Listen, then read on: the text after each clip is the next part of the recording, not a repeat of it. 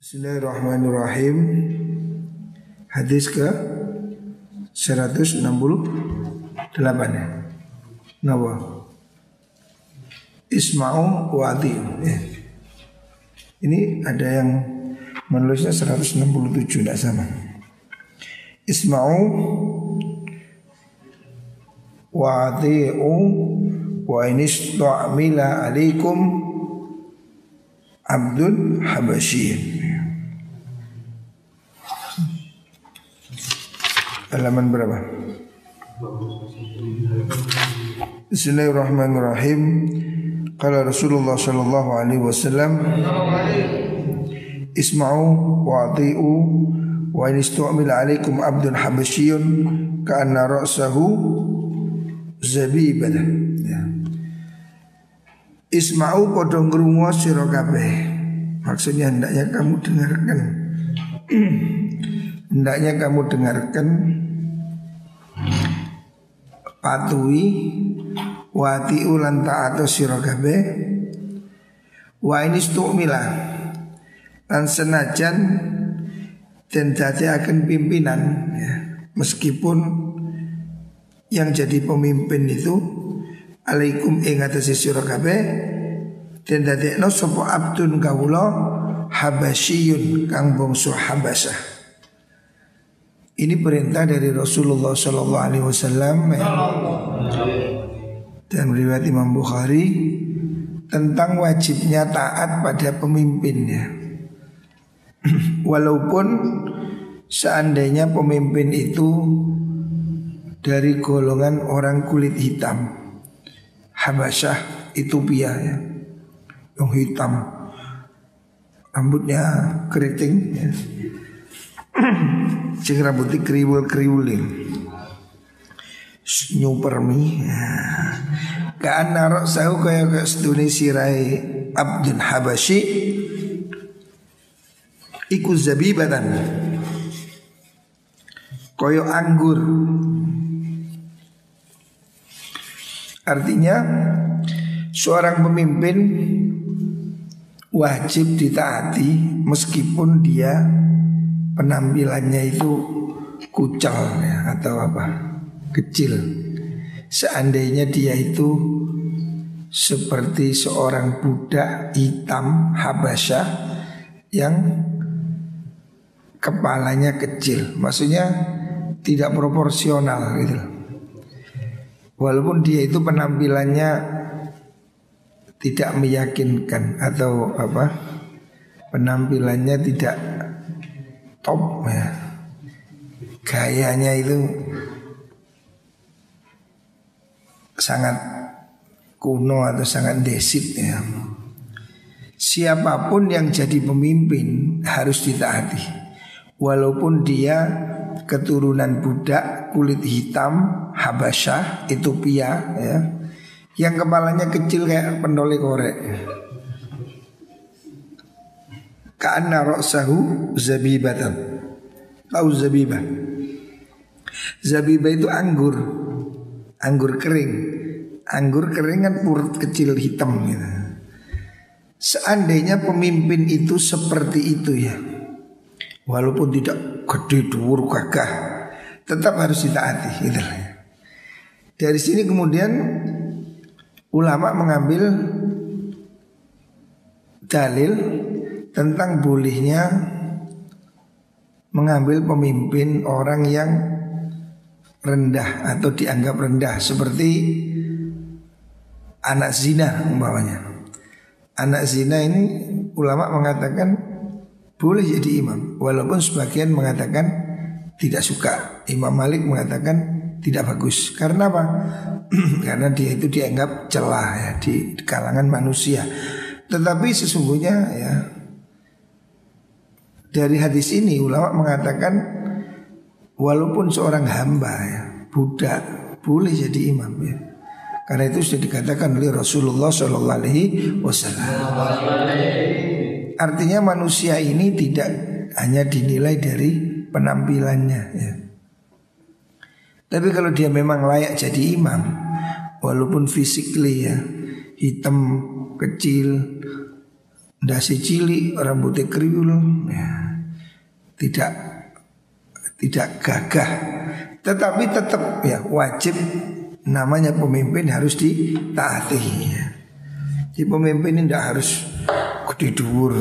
Ya memang cara naluri orang itu lebih suka. Tapi ini Nabi menyatakan siapapun yang jadi pemimpin wajib ditaati. Walaupun seandainya dia itu keturunan budak kulit hitam yang kepalanya kecil. Maksudnya disebut kepalanya kecil ini tidak proporsional gitu. Orang ini kan ganteng itu kan kalau tegak proporsional. Lalu wong wis cilik ndak sisa cupli ini kan ketok kayak pendoli korek itu. Nah, apapun tapi harus ditaati ya. Jangan melawan pemimpin ya. Pemimpin yang sah wajib ditaati ya. Selanjutnya istadda, itu hadis riwayat Bukhari. Istadda banget apa ghadabullahi penduni Allah alaman ing atase wong zalama kang zalim sapa man. Zalim man ing wong la yajidu kang ora nemu sapa man nasiran ing wong kang nulungi ghairallahi sakliyane Allah. Allah itu marah, Allah murka kepada orang yang menzalimi orang yang tidak berdaya gitu. Zalim itu jelek ya. Zalim itu tidak disukai Allah. Apalagi zalim pada orang yang tidak berdaya, yang dia tidak punya penolong selain Allah Subhanahu wa taala. Ini kezaliman kezaliman yang lebih dibenci oleh Allah ya. Semena-mena yang seperti itu. Arwahu Dailami an Ali. Asadun nasi azaban, asadun nasi telui banget dia menungso apa nih azaban siksoni. Orang yang nanti disiksa lebih keras oleh Allah.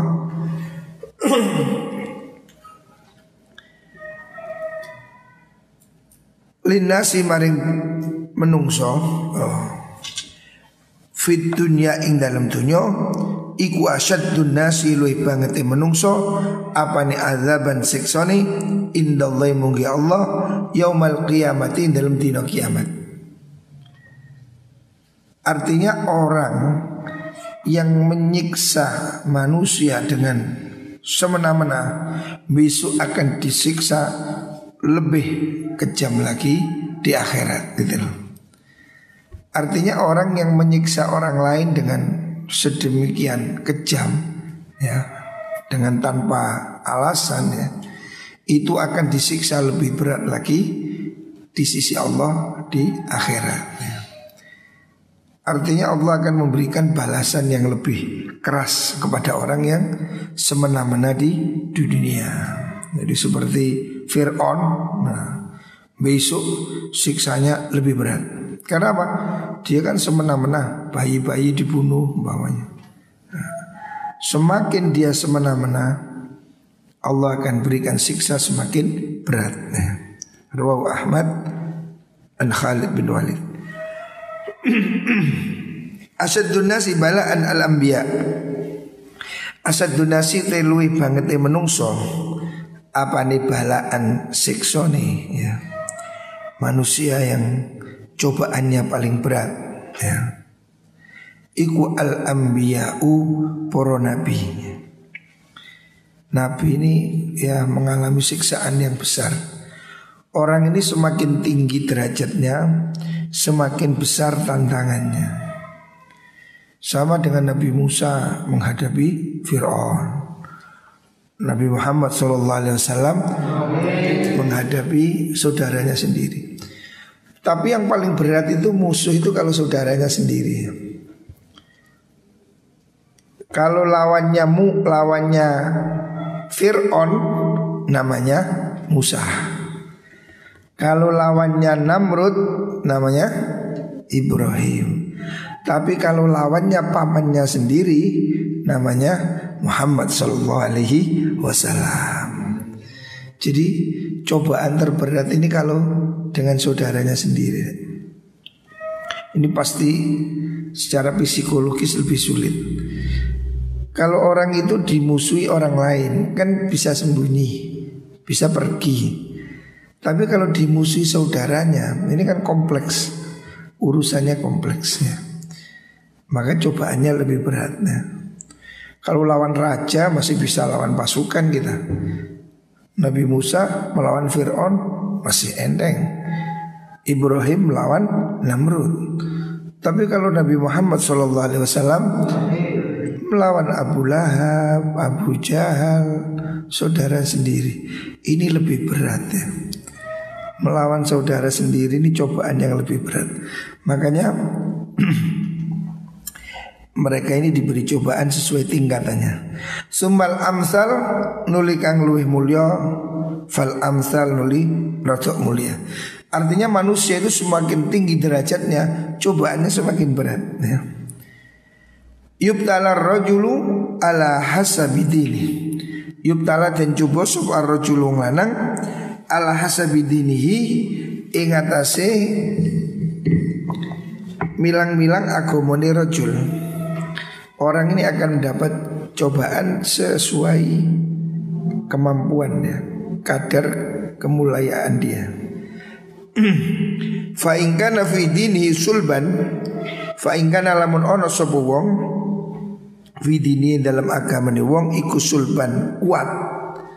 Orang yang agamanya semakin kuat, istadda mongko dadi banget opo balauhu cobane man. Semakin orang ini imannya lebih kuat, cobaannya lebih berat ya. Allah ini memberi cobaan sesuai kemampuan. La yukillifullahu nafsan illa usaha. Jadi kalau kita diberi cobaan oleh Allah, Allah tahu kita kuat ya, pasti sudah ada dosisnya. Wa in kana lamun ana sapa wong iku fidini dalam agame wong iku riqah, tipis. Kalau orang ini ukuran agamanya enggak terlalu kuat, ya ubtulia moko den coba sapa wong ala qadri dinihi ing atase kira-kira agamane wong. Dia akan diberi cobaan sesuai kadar kemampuan agamanya. Fama yabrahu mongko ora lebaran, maksud tidak bebas, tidak terlepas opo al bala'u cobaan bil abdi kelawan kawula dengan seorang hamba hatta yatruku sehingga ninggal opo mengkono bala'u ing abad yamsi halilumaku sapa abad alal ardi ing atasi bumi wa ma alaihi lan ora iku ing atasi abad khati'atun ta keluputan. Artinya Allah ini memang memberi cobaan ya di dunia ini pada orang-orang hebat ya. Orang ini semakin tinggi derajatnya, cobaannya semakin berat ya. Coba Nabi Yahya bin Zakaria disembelih. Waduh, Nabi disembelih. Bayangkan cobaannya. Khulafaur Rasyidin ya. Khalifah 3 ini kan terbunuh. Sayyidina Umar terbunuh, Sayyidina Utsman terbunuh, Sayyidina Ali terbunuh ya. Ini kan orang-orang hebat ini ya. Kenapa kok cobaannya besar? Ya memang seperti itu ya. Dan ulama yang lain, Imam Husain cucu Rasulullah SAW ya. Bayangkan cucu kesayangan Nabi yang dipeluk-peluk Nabi matinya mengerikan, sampai kepalanya dipisahkan dari tubuhnya, dipenggal, diarak, sampai pergi ke beberapa negara, sampai hari ini ada di Mesir. Dibunuhnya di Karbala. Pindah dari kepalanya dibawa ke Damaskus, dibawa ke Palestina, dibawa ke Kairo. Bayangkan, mengerikan sekali ya. Padahal dia Sayyidus Syuhada ya. Nah ini contoh-contoh. Imam Malik juga mengalami siksaan sampai tangannya, engselnya terlepas.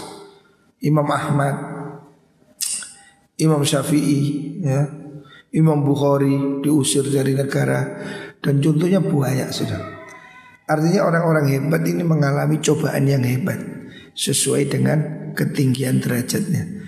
Kenapa? Memang cobaan itu menyertai hidup orang supaya dia itu tidak punya dosa. Ketika mati dosanya sudah hilang karena hidupnya sudah banyak cobaan.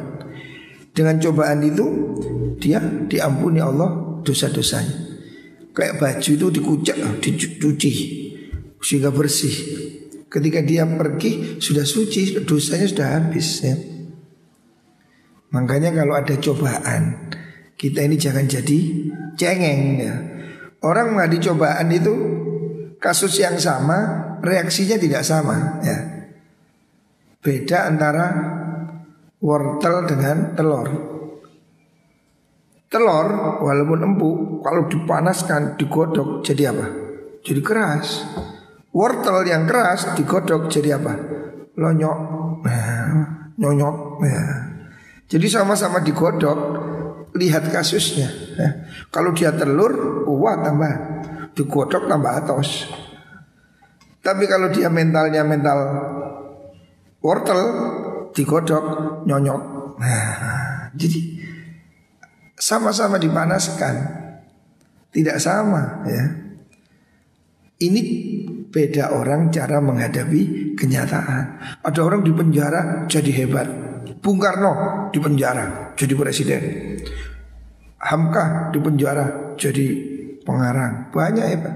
Ada juga di penjara bunuh diri. Yono, ya, tergantung cara dia menerima kenyataan. Ada orang patah hati membalas dengan kesuksesan. Oh no.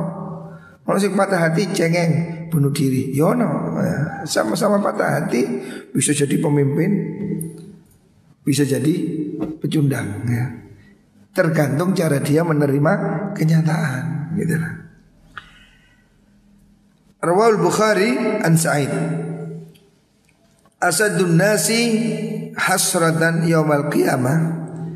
Asadun nasi itu luwih banget menungso. Apane hasratan tuno kerugian. Orang yang besok paling rugi. Yaumal qiyamati dalam dino kiamat, besok hari kiamat ini ada orang yang sangat-sangat rugi. Siapa itu? Rajulun iku wong lanang amkanahu kangko nganggo ing rajul apa talabul ilmi nyubri ilmu fit dunya ing dalam dunya falam yatrubu monggo ora nyubri sapa rajul hu ing ilmu besok akan sangat menyesal ya. Orang yang di dunia diberi Allah kesempatan mondok, diberi kesempatan ngaji, gak mau ngaji, dia akan menyesal ya. Makanya hari ini kamu yang masih mau mondok, hari ini kamu yang mau ngaji, bersyukur ya. Sebab orang ini besok masuk neraka itu gara-gara tidak ngaji ya. Allah katakan dalam Al-Quran, qalu law kunna nasma'u au naqilu ma kunna fi ashabis sa'ir. Besok orang-orang yang gak mau ngaji itu akan nyesel. Kenapa? Seandainya law kunna nasma', seandainya saya mau dengerin ngaji, au naqilu atau saya mau berpikir, ma kunna fi ashabis sa'ir, tentu saya tidak masuk neraka ya. Orang-orang besok yang di neraka itu akan menyesal. Kenapa dia dulu tidak mau ngaji ya. Allah bersallam Muhammad. Makanya orang yang masih punya waktu ya, anak-anak muda yang masih punya waktu, ayo belajar. Tidak semua orang ini harus bekerja, nanti ada waktunya bekerja, jangan khawatir ya. Mondok is kupu nyambut gawe. Lek gak wae sugih masih nyambut gawe mulai cilik, yo pancet ae gak sugih ya. Bab sugih gak duwe niku wis ditakdir kalau Gusti Allah. Tidak semua orang itu kubu kerja ya. Nanti kalau sudah selesai mondok, yo kerja. Ada waktunya belajar, ada waktunya kerja, ada waktunya rileks. Kamu ini masih waktunya ngaji, jangan rileks-rileks terus. Aku pengen tulen. Ya kalau kamu rileks sekarang, tua kamu akan jadi orang tidak berguna. Kata Imam Syafi'i, man lam yadhuq murrat ta'allumi sa'atan tajarra'a dhullal jahli tula hayatih. Siapa orang tidak mau merasakan pahitnya belajar sejenak di waktu muda, dia akan merasakan pahitnya bodoh seumur hidup ya. Kalau kamu hari ini gak mau ngaji, mungkin enak ya, tuli nois, ngeluyur terus, enak, asik, enjoy sekarang. Tapi kamu akan menyesal seumur hidup. Jadi orang goblok itu pahit seumur hidup ya, nggak direken orang, nggak dibutuhkan orang ya. Makanya hari ini yang masih punya waktu belajar, belajarlah. Jangan sia-siakan kesempatan. Besok orang akan menyesal di akhirat gara-gara dia tidak mau belajar. Warujulun yang kedua, orang yang akan menyesal kelak di akhirat. Warujulun dan wong lanang allama kang mulangaken sapa man ilman ing ilmu, fantafa mongko ngalap manfaat bihi kelan ilmu sapa man wong, sami akan krungu sapa man hu ing ilmu minhu saking rajul dunahu orang kono rajul. Besok orang yang akan nyesel di akhirat yang kedua, orang yang bisa ngajar orang lain, orang yang bisa nuturi orang lain tapi tidak bisa nuturi dirinya sendiri ya. Orang yang bisa ngajak kebaikan tapi dia tidak mau melakukan ya. Ini orang yang besok akan menyesal di hari kiamat. Sebab apa? Orang lain yang ngaji sama dia nyuruh orang sholat, orang lain sholat, dapat pahala dia yang melakukan itu. Yang nyuruh nggak sholat, nah rusaklah dia karena tidak mengamalkan ilmunya ya. Artinya hadis ini menjelaskan tentang dua hal ya. Orang yang tidak mau belajar itu akan menyesal. Yang kedua orang yang tidak mengamalkan ilmunya ya. Makanya kalau bodoh belajar, kalau sudah pintar ajarkan dan amalkan ya. Ini supaya kita selamat besok, hari ini dan besok di akhirat. Allahumma shalli ala Muhammad. Asaddun nas, mana terusannya? Asaddu ummati li hubban niku nggih. Asaddu ummati utai luwih bangete umat ingsun. Li maring ingsun apane hubban cintai ya. Orang yang paling cinta kepada saya ya. Menurut versi Rasulullah sallallahu alaihi wasallam siapa? Kaumun iku kaum yakununa kang ono sapa kaum iku ba'di ing dalem sakwuse ingsun. Jadi orang yang paling mencintai Nabi itu belum tentu sahabat Nabi. Ada orang-orang di zaman nanti yang dia mungkin lebih cinta pada Rasulullah sallallahu alaihi wasallam. Yawaddu ahaduhum, yawaddu demen sapa ahaduhum salah suwijine kaum annahu ing sedune kaum iku faqada kesepen kelangan sapa ahad keluargane ahad wa malahul an ing bondone ahad wa annahu lan sedune ahad iku ra'a bisa ningali sapa ahad ni ing ingsun.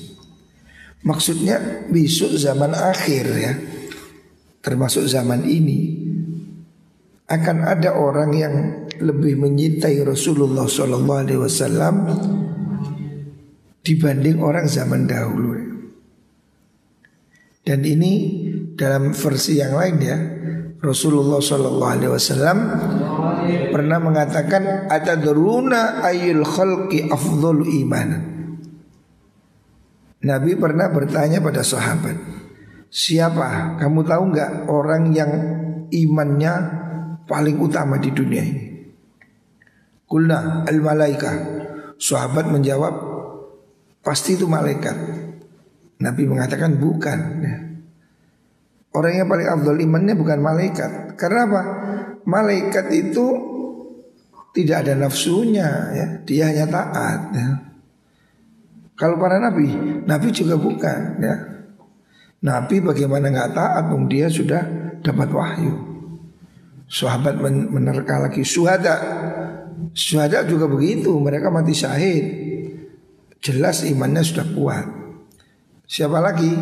Nabi mengatakan, afdhalul khalqi imanan qaumun fi aslabir rijal. Orang yang imannya terbaik itu kaum yang belum lahir, yang masih zaman akhir ya.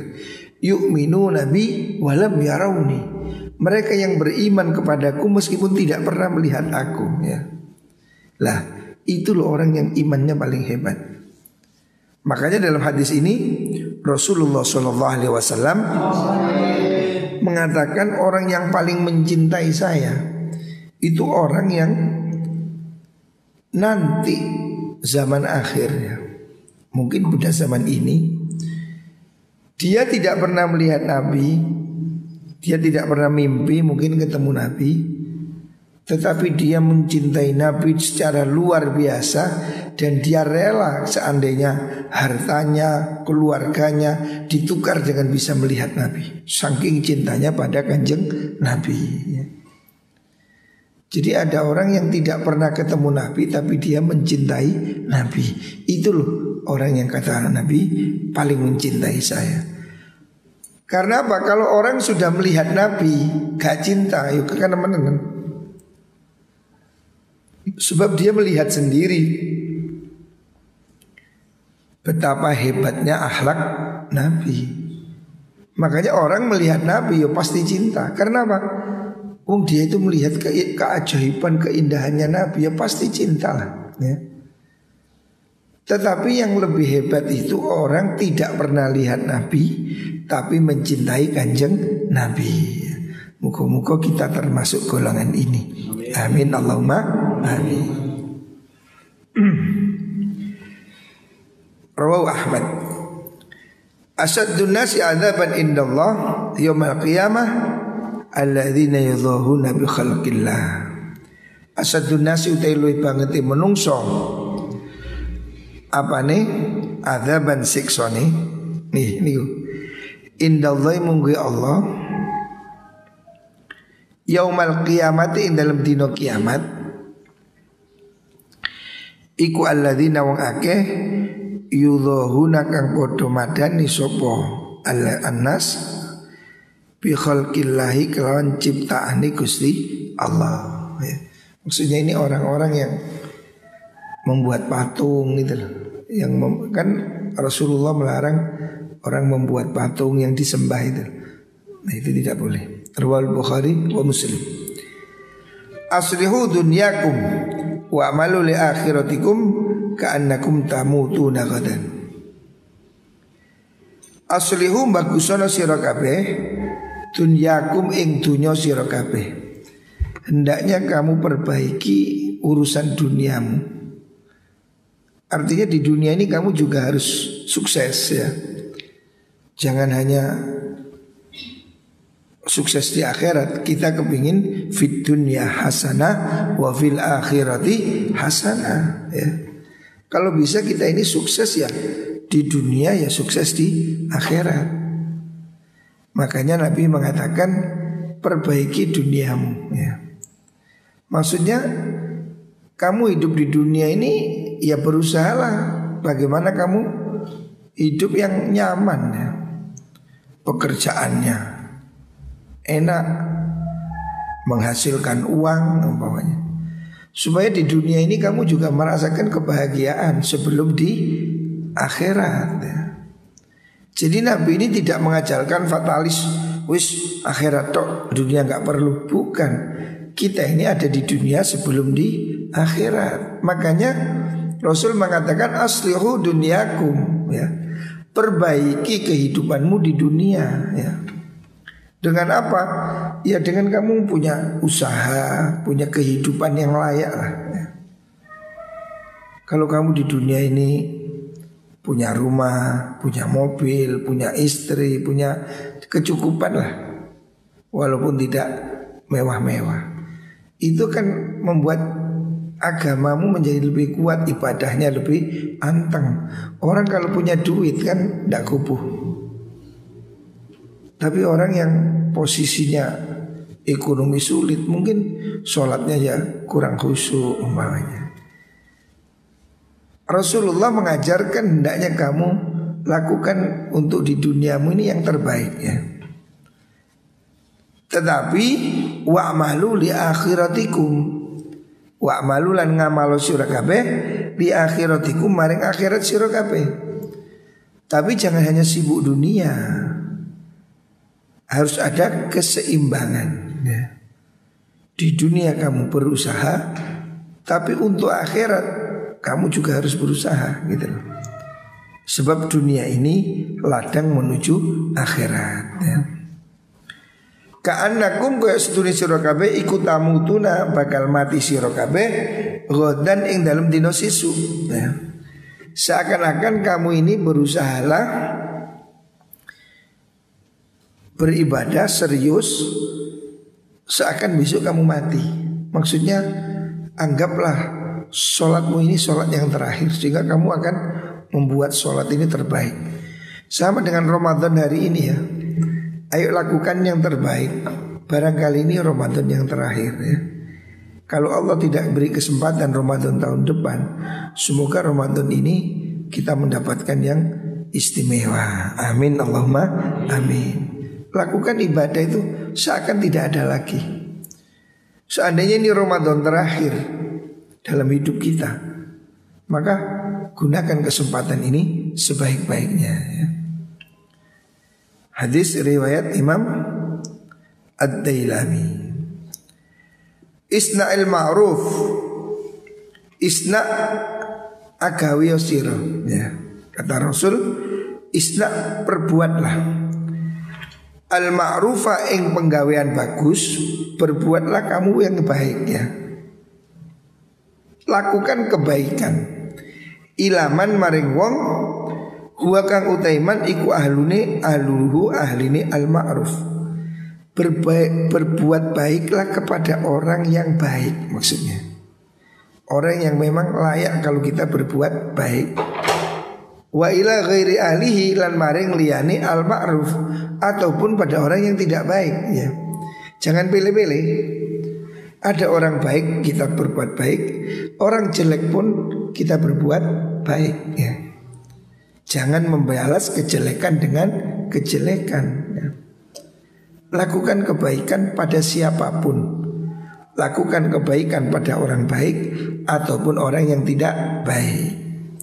Fa in asabta lamun ngenani sira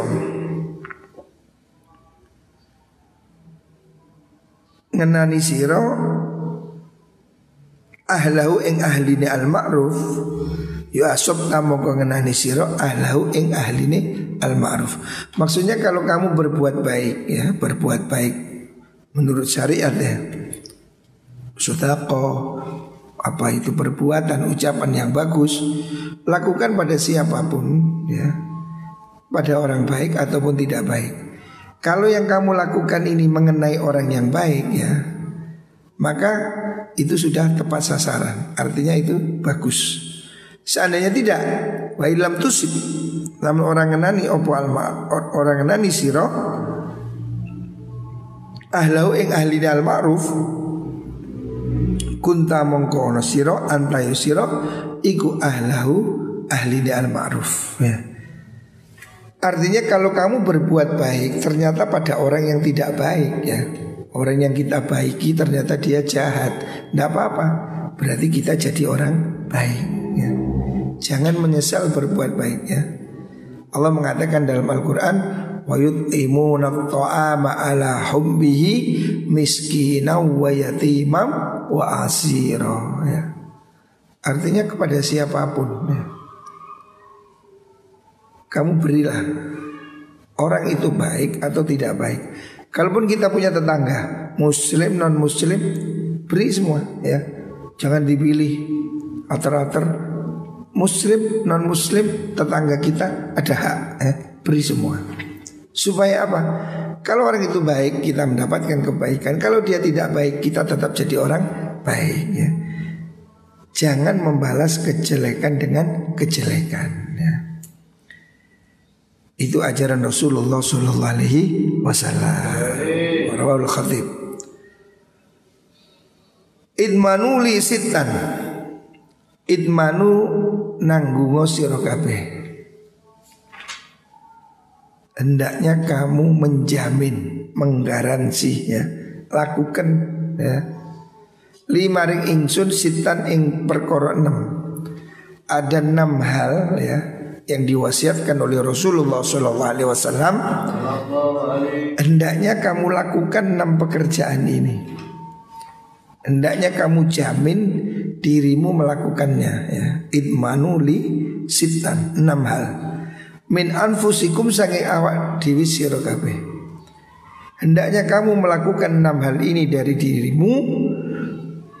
Adman mongko nanggung ingsun lakum maring sira kabeh al jannata ing swarga.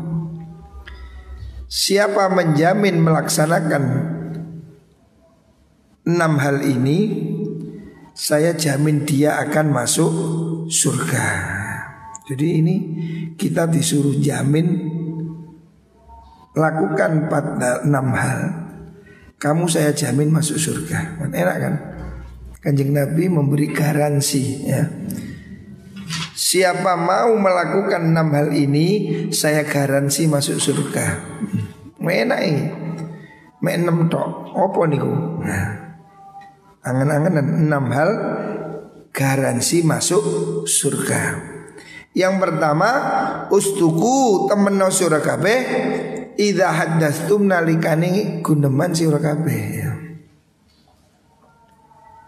Yang pertama, kamu akan dapat jaminan garansi masuk surga.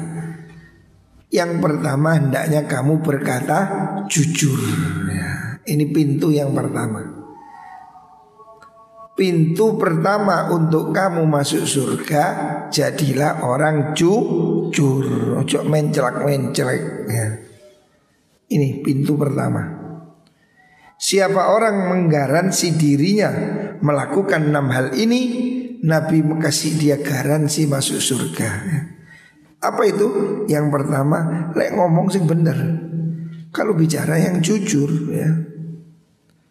Yang kedua, wa aufu idza ahadtum ya. Wa aufu lan nuhonono, tepatilah ya. Idza ahadtum nalikane, idza wa'atum nalikane janji sira kabeh. Kalau kamu ngomong janji, hendaknya ditepati ya.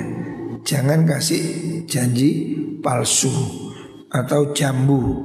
Janjimu busuk. Nah, jambu. Jangan kasih PHP ya, pemberi harapan palsu. Nah, kalau kamu janji, ya komitmen lah ya. Jangan ngomong iya wis iya, tapi nggak dilakukan. Itu jaminan yang orang masuk surga. Yang ketiga, wa'adu idza tumintum. Kamu akan masuk surga. Yang ketiga kuncinya, wa'adu nakana sira kabeh idza tumintum nalikane den percaya sira kabeh. Kalau kamu diberi amanah, laksanakan sebaik-baiknya ya. Kalau kamu dipercaya, jangan berkhianat ya. Hendaknya kamu punya kejujuran dalam mental ya. Apalagi itu urusan umat ya. Apalagi itu urusan perjuangan. Jangan kamu berkhianat kepada amanah ya. Joko toko dicolong, nah itu tidak amanah ya. Kamu dipercaya untuk melakukan pekerjaan, lakukan dengan amanah ya. Jangan kamu menjadi curang, menjadi penipu. Hargai kepercayaan orang ya. Kepercayaan itu sulit didapat ya. Sekali kamu tidak bisa dipercaya, orang tidak akan percaya selama-lamanya. Sekali lancung di ujian, apa? Istilah pepatahnya itu loh. Sekali lancung di ujian seumur hidup tidak akan dipercaya ya. Jadi sekali kamu bohong, orang akan mengira kamu ya bohong terus. Benar pun dikira bohong ya. Makanya jaga amanah ya. Jaga kepercayaan orang. Hendaknya kamu menjaga kepercayaan orang yang berpikiran baik kepadamu. Orang itu mungkin berpikir positif tentang kamu. Itu harus kamu jaga. Jangan sampai dia berubah pikiran. Kamu harus menjaga kepercayaan. Ini kunci sukses dalam hidup ya. Orang bisnis itu modal pertamanya ya amanah itu. Walaupun kamu tidak punya uang, kalau kamu amanah, pasti banyak yang akan titip barang, titip modal, karena kamu amanah. Tapi walaupun kamu pinter, ulet, tapi pembohong, orang tidak akan suka ya. Karena tidak amanah. Ini kunci kedua masuk surga, bisa menjaga amanah. Yang keempat, wahfadzu furujakum. Wahfadzu lan ngrekso sira kabeh furujakum ing pira-pira farji sira kabeh. Farji kok sih? Bolongan niku lho. Jagalah alat kemaluan atau kelaminmu gitu, manukmu gitu. Nah, jaga anumu. Nah, barang antikmu itu jaga. Nah, jangan dilepas di mana-mana ya. Ini kunci keselamatannya. Jaga alat vital apa? Kemaluan ya. Artinya gunakan pada tempatnya. Wa ghuddu absarakum. Yang kelima, kamu dijamin masuk surga oleh Rasulullah sallallahu alaihi wasallam kalau kamu bisa menjaga pandangan. Wa ghuddulan ngeremno sira. Ngeremno itu maksudnya memelihara. Absarakum ing pira-pira peninggal sira kabeh. Hendaknya kamu bisa menjaga pandangan mata ya.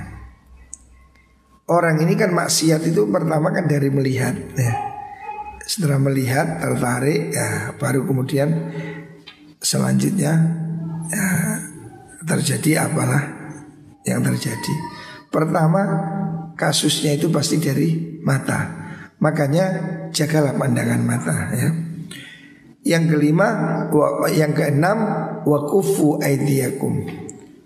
Wakufu lan podo nyegah sira kabeh. Mencegah maksudnya menjaga aidiakum ing pira-pira tangan sira kabeh. Jaga tanganmu. Jangan nyanyil, jangan nyolong ya. Jaga tanganmu. Makanlah yang halal. 6 hal ini kalau kamu melakukan, siapa orang menjamin dirinya melakukan 6 hal ini, dia dijamin oleh Rasulullah akan masuk surga ya. Apa saja itu? Yang pertama, jujur, jaga mulut ya. Ini kunci masuk surga. Yang kedua, tepati janji ya. Jangan janji-janji palsu. Yang ketiga, jaga amanah ya. Kalau dipercaya jangan disia-siakan ya. Jaga integritas kejujuranmu, jaga amanah ya. Jangan berkhianat. Yang keempat, jaga kemaluanmu, jaga anumu ya. Ikumu loh. Alat kelaminmu itulah ya. Yang kelima, jaga pandangan matamu ya. Kurangi maksiatnya. Yang keenam, jaga tanganmu ya. Maksudnya jaga tanganmu itu jangan sampai mencuri, menyakiti orang, mengambil yang tidak berhak ya. Jaga semua. Ini 6 hal ini kalau kita lakukan, insya Allah kita dijamin masuk surga. Moga-moga semua dapat melaksanakan. Kita ingin semua berkumpul di surga. Amin Allahumma amin.